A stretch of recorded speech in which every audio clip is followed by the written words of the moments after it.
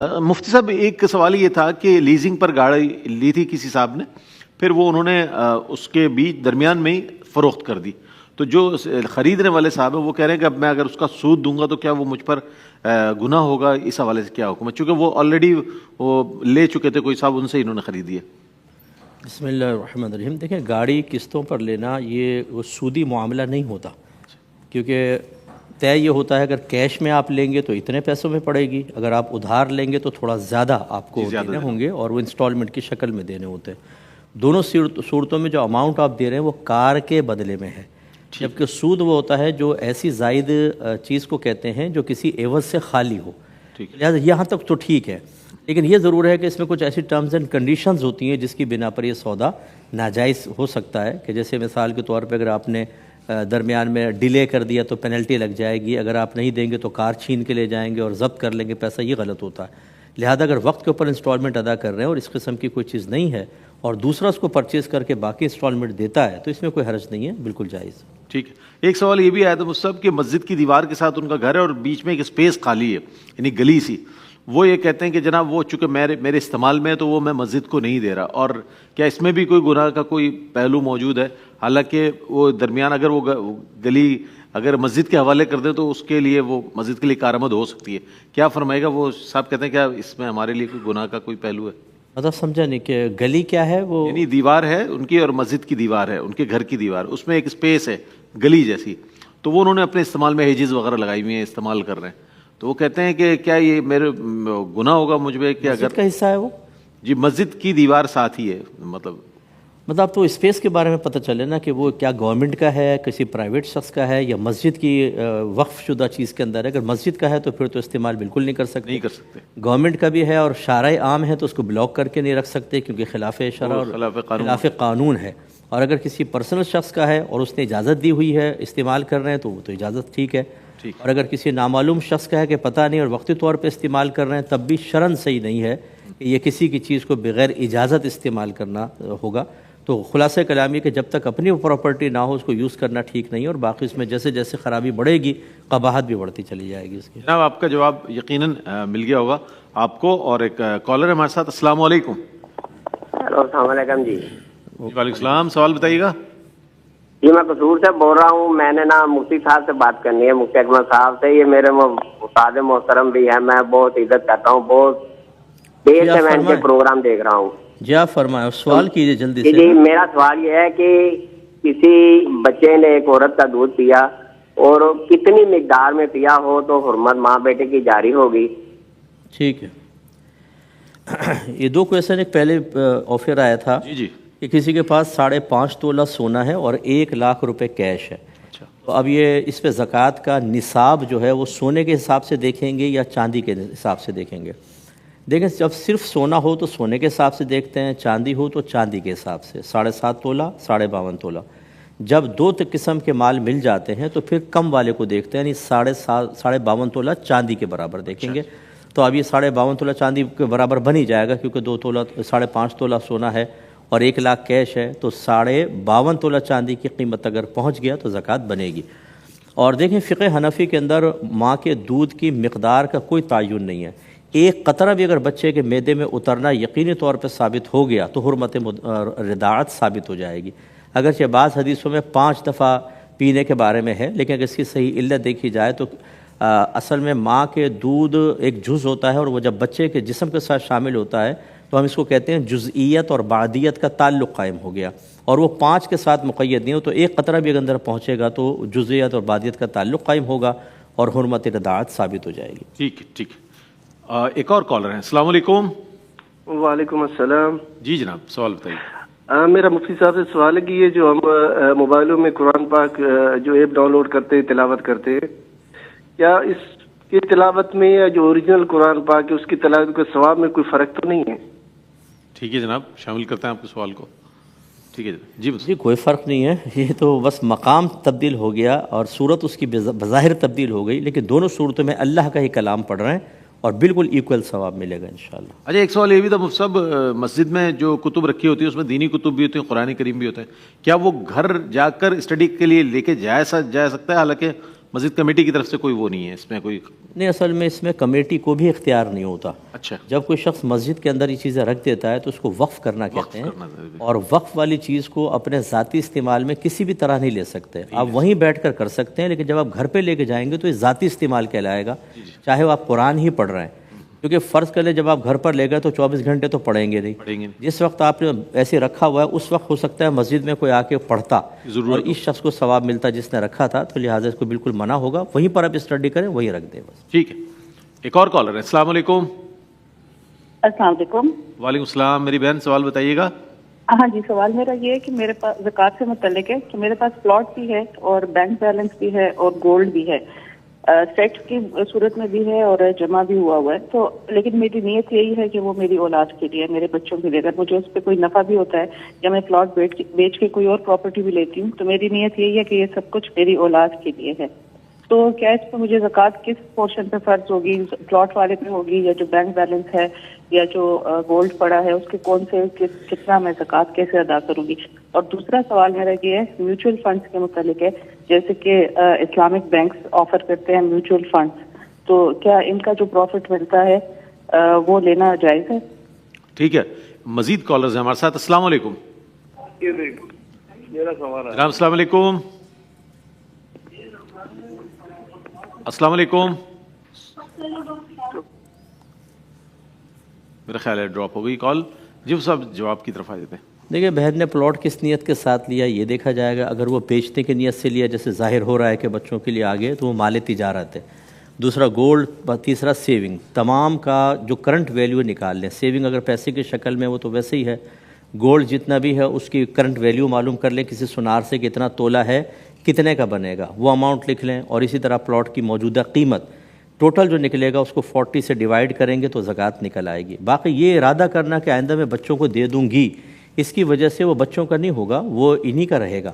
ہاں اگر نابالغ بچے ہیں اور یہ ارادہ کر لیں کہ یہ میں نے اپنے بچوں کے لیے کیا، یعنی پلاٹ کیا یا گولڈ کیا یا سیونگ، تو پھر وہ بچوں کی ملکیت میں چلا جاتا ہے، چاہے آپ نے قبضے میں نہ دیا ہو. نابالغ کی بات کر رہا ہوں، اور اب اس پر زکوٰۃ نہیں ہوگی. لیکن اس صورت میں جب کہ آپ نابالغ کو دے دیں گی تو پھر خود بالکل یوز نہیں کر سکتی، نہ گولڈ نہ سیل کر سکتی ہیں. وہ بچے کا ہے، بالغ ہونے کے بعد وہ خود استعمال کرے گا. ہاں صرف والدین شدید ترین کو سخت حاجت مصیبت آ جائے تو بچے کا مال استعمال کر سکتے ہیں، جو بعد میں ان کو اس کو دینا چاہیے. اور اگر آپ نے صرف ارادہ ہی کیا ہے تو یہ آپ ہی کا مال ہے اور اس پر آپ ہی کو ہر سال زکوٰۃ ادا کرنی ہوگی. اور دوسرا میوچل فنڈ جو اسلامک بینک انٹروڈیوس کرواتا ہے تو آپ اس میں بالکل کر سکتے ہیں، کیونکہ اس کے پیچھے ایک شرعی ایڈوائزر موجود ہوتے ہیں.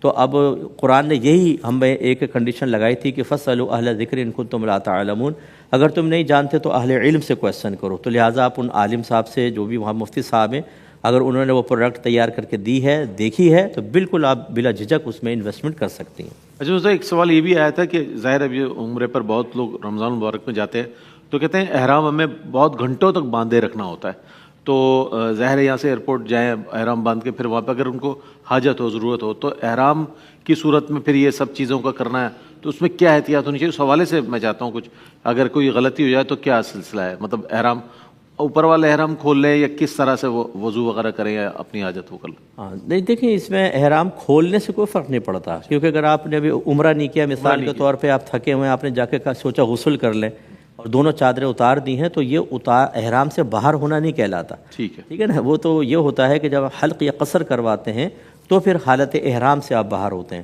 خالی چادریں اتارنے سے کچھ بھی نہیں ہوگا. واش روم میں بیٹھے ہیں یا وضو کر رہے ہیں، اوپر کی چادر اتار دی، تو یہ آپ حالت احرام سے باہر نہیں آئے ہیں. اسی طرح پابندیاں قائم رکھیں.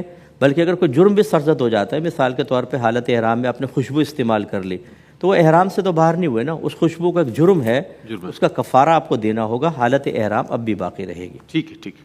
ہمارے ساتھ کالر ہیں. السلام علیکم. وعلیکم السلام سر. جی جناب، سوال بتائیے گا. وعلیکم السلام سر. میرا سوال یہ ہے کہ ہم گورنمنٹ کی جاب کرتے ہیں اور ہم جی ٹی وی کی آواز، اور اس میں سے ہم اپنی پے میں سے منتھلی کچھ اماؤنٹ گورنمنٹ کو جمع کراتے ہیں اور ہمیں سالانہ اس کے اوپر پرافٹ ملتا ہے. وہ فکس نہیں ہے، وہ کبھی کم ملتا ہے، کبھی زیادہ ملتا ہے. پتہ یہ کرنا تھا کہ وہ جو ہمیں پرافٹ مل رہا ہے وہ سود میں تو نہیں آتا ہے. ایک گزارش یہ کہ آپ لوگ ٹیلی ویژن سیٹ کی آواز بند کر دیا کریں تاکہ ہمیں آپ کا سوال سنائی دے. ایک اور کالر ہے. السلام علیکم. السلام علیکم. جی جناب. جی یہ جو گورنمنٹ اس میں 3 صورتیں ہوتی ہیں. دیکھیں ایک صورت تو یہ ہے کہ آپ کو باقاعدہ آفر دی جائے کہ آپ اپنی سیلری میں سے کچھ ڈیڈکٹ کروائیں, ہم اس کو بزنس میں لگائیں گے جیسے مداربت کہتے ہیں, اور اس کا پروفٹ آپ کو ملے گا. اگر ایسا ہے تو بالکل طیب حلال ہے, وہ پروفٹ آپ لے سکتے ہیں.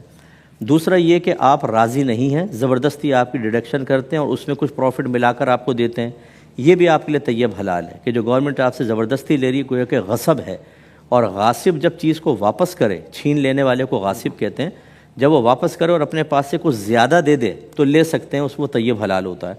تیسری صورت یہ ہے کہ آپ کو آپ کی رضامندی سے پوچھا کہ بھی آپ نے جمع کرانی ہے کچھ سیلری میں سے حصہ, اور کوئی تجارتی معاہدہ نہیں ہے, آپ نے کہا یس, اور اب اس کے اوپر جو مل رہا ہے وہ خالصتاً سود ہے, وہ آپ بالکل نہیں لے سکتے. اس طرح کا معاہدہ ہرگز نہیں کرنا چاہیے. ٹھیک, کالر کو شامل کرتے ہیں. السلام علیکم.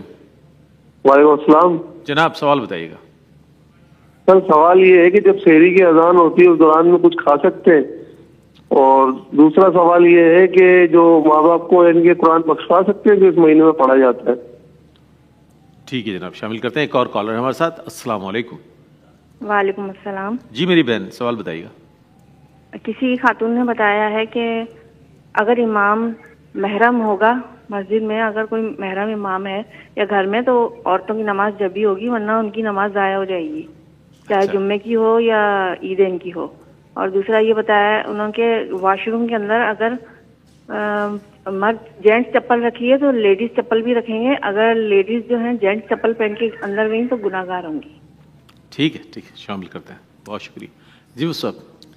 جی اذان کے دوران کھانا پینا بالکل منع ہے, یہ شوق بہت عرصے سے بتا رہے ہیں. غلط فہمی یہ ہے کہ نبی کریم حدیث سے دور ہو جائے گی انشاءاللہ. نبی کریم صلی اللہ علیہ وسلم نے ارشاد فرمایا کہ جب بلال اذان دیں تو تم کھاتے پیتے رہو, اور جب عبداللہ بن ام مکتوم اذان دیں تو تم کھانا پینا چھوڑ دو, کیونکہ وہ فجر کے طلوع ہونے پر ہی اذان دیتے ہیں. گویا کہ سرکار کے زمانے میں 2 اذانیں تھیں, ایک تہجد کی جو حضرت بلال دیتے تھے, وہ رات میں ہوتی تھی, اس کے درمیان کھانا پینا صحیح تھا, اور جو فجر کی اذان ہوتی ہے اس میں سرکار نے منع فرما دیا. آسان سی بات ہے کہ فجر کی اذان سحری بند ہونے کے بعد دی جائے گی, گویا کہ روزہ شروع ہونے کے بعد دی جائے گی. آپ اذان کے بیچ میں کھائیں گے تو گویا کہ روزہ شروع ہونے کے بعد کھایا, اور جو روزہ شروع ہونے کے بعد کھائے گا اس نے روزہ توڑ دیا. تو یہ کوئی بہت کوئی اس میں ڈیپلی کوئی مطلب یہ کہ کوئی لاجک وہ کیمسٹری نہیں ہے, بالکل سیدھی سیدھی بات ہے. لیکن ہم لوگ کھانے پینے کے چکر میں رہتے ہیں, اور کچھ ایسے مولوی آ کر بیٹھ گئے میڈیا کے اوپر, دین سے معمولی سا حصہ حاصل کیا ہوا, اور لوگوں کو خواہ مخواہ غلط فہمی میں مبتلا کرتے ہیں. یاد رکھیں تمام لوگ, پہلے بھی ہم نے عرض کیا کہ سمپل میجورٹی جس طرف ہے حق اسی طرف ہوگا. نبی کریم نے فرمایا کہ لا تجتمع امتی علی الضلالہ, میری امت کبھی گمراہی پر جمع نہیں ہوگی.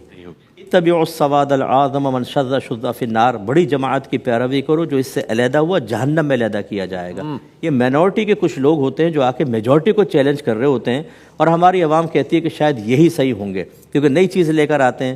ایسے لوگوں کا رد کرنا واجب ہے, ان لوگوں کو بروز قیامت حساب و کتاب بہت سخت دینا ہوگا.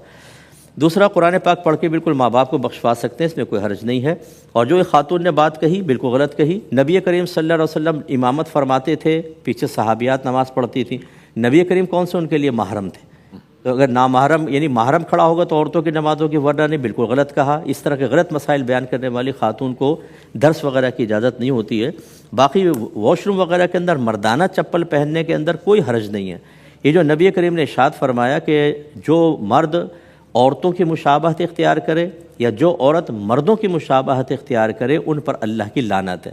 لیکن ہمارے گھر میں عرف جاری ہے, ایک ہی قسم کی جوتی رکھی ہوتی ہے اور سب لوگ اس کو استعمال کر رہے ہوتے ہیں, اور کوئی بھی اس عورت کو اس وقت دیکھ کر اس کو یہ نہیں کہتا کہ اس نے مردانہ مشابہت اختیار کی ہے یا مرد نظر آ رہی ہے. اس کے طرح کے چھوٹے چھوٹے مسائل میں جن میں عموم بلوہ ہوتا ہے ان میں سختی پیدا کرنا یا تقوی کا اظہار کرنا, یہ قوم کو آزمائش میں مبتلا کرنا ہے, اور اس قسم کی باتیں بالکل ٹھیک نہیں ہوتی ہیں.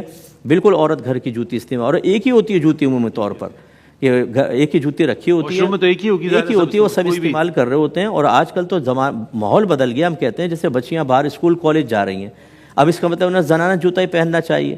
بسوں میں چڑھ رہی ہیں, چنگچی میں چڑھ رہی ہیں, کبھی سینڈل نکل جائے, کبھی ہک ٹوٹ جائے ان کا, بیچاری اتنی آزمائش میں وہ مردانہ جوتا جوگرز وغیرہ پہنتی ہیں تاکہ پاؤں کچلے نہیں, آرام دہ ہوتا ہے وہ, اور اترنے چڑھنے میں آسانی رہتی ہے. اس طرح کی چیزوں میں سختیاں کر کے قوم کو آزمائش میں مبتلا نہیں کرنا چاہیے. یہ علماء کا کام ہے, علماء کو چھوڑ دیں, یہ عام لوگ اس پہ تباہ آزمائی نہ کریں تو بہتر ہے. بہت اچھی بات. اچھا کالر ہے ہمارے ساتھ. السلام علیکم. وعلیکم السلام ورحمۃ اللہ. جی جناب. میرے 2 سوال ہیں. ایک سوال تو یہ کہ کیا زکوٰۃ کے پیسوں سے اسپتال میں مریضوں کے لیے دوائیاں خریدی جا سکتی ہیں؟ ٹھیک ہے. اور اس میں بالخصوص مسئلہ وہی تملیک کا ہے کہ مریض کو اس کا مالک کیسے بنائیں گے؟ زکوٰۃ میں تملیک ضروری ہے. دوسرا سوال. اور دوسرا سوال یہ تھا کہ قرآن کریم کی ایک پوری آیت کے بجائے اس کا کچھ حصہ کیا لکھا جا سکتا ہے کسی کاغذ پہ، جیسے سوال جواب کی صورت میں ہوتا ہے کہ اتنے حصے کا ترجمہ کر لیں؟ ٹھیک ہے جناب، شامل کرتے ہیں. بہت شکریہ. جی صاحب. جی دیکھیں، اسپتال 2 طرح کے ہوتے ہیں. بعض انتظامیہ تو ان قسم کے تمام مسائل کو جانتی ہے، یا کم از کم علماء سے ان کے کانٹیکٹ ہوتے ہیں کہ کوئی اس قسم کا مسئلہ ہے تو فوری طور پہ شرعی رہنمائی لے لیتے ہیں. اگر ایسا ہے تو بلا جھجک آپ دے سکتے ہیں، انشاءاللہ وہ صحیح جگہ استعمال کریں گے.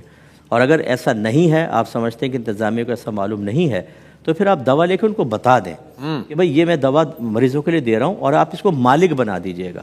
بس پھر آپ بری ذمہ. اگر وہ کہتے ہیں یس تو وہ وکیل ہو گئے، اب آپ بری ذمہ. اگر وہ صحیح طریقے سے استعمال نہیں کرتے، وبال ان پر ہوگا، آپ پر نہیں ہوگا. اور قرآن پاک کی آیت کا کچھ حصہ لکھنے میں کوئی حرج نہیں ہے. جیسے ہم فتاویٰ لکھتے ہیں تو بعض وقت پوری آیات نہیں لکھ سکتے، جواب کے مطابق نہیں ہوتی، ایک حصہ ہوتا ہے، تو اتنا ہی حصہ، اور یہ اکابرین سے بھی ثابت ہے، ایک ہی حصہ کوڈ کرتے ہیں اور اس کا ترجمہ کیا جاتا ہے، تو اس میں کوئی حرج نہیں. ہاں ایسا ترجمہ کرنا کہ جس سے غلط فہمی پیدا ہو، جیسے لا تقربوا الصلاۃ لکھ دیا کسی نے، نماز کے قریب مت جاؤ. اب یہ تو خطرناک ہے. وان تم سکارا ساتھ میں ضرور شامل کرنا پڑے گا اگر تم حالت نشہ میں ہو تو. ٹھیک ہے.